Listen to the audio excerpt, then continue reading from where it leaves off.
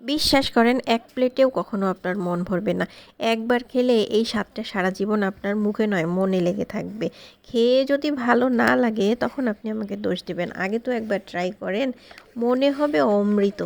তো যাই হোক, লাউ শাক ভর্তা পুষ্টিগুণে ভরপুর এই শাক আপনি যে কোনোভাবেই খেতে পারেন, তবে আমি ভর্তা করে খেয়েছি। লাউ শাক ভর্তা করার জন্য প্রথমে শাকটা ভালো করে আঁশ ছাড়িয়ে নিতে হবে। আঁশ ছাড়ানোর পরে পরিষ্কার পানিতে ভালো করে ধুয়ে নিতে হবে। অন্য একটা কড়াইয়ে পরিমিত পরিমাণ তেল দিয়ে পেঁয়াজ, রসুন, শুকনো মরিচ দিয়ে ভালো করে ভেজে নিতে হবে। যখন পেঁয়াজ মরিচগুলো ভালো করে ভাজা হয়ে যাবে তখন ধুয়ে রাখা শাকটা আবার দিয়ে শাকটাও ভালো করে ভেজে নিতে হবে।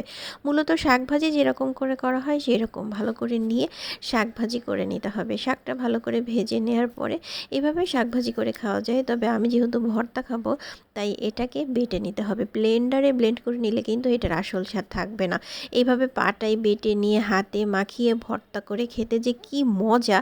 এই দেখেন ভর্তা করা হয়ে গেছে। এখন শুধু সরিষার তেল আর একটু কাঁচা পেঁয়াজ দিয়ে মাখিয়ে একেবারে ভর্তা করে নেব। মনে হবে যেন অমৃত খাচ্ছি। আপনারা বাসায় একবার হলেও ট্রাই করে দেখবেন।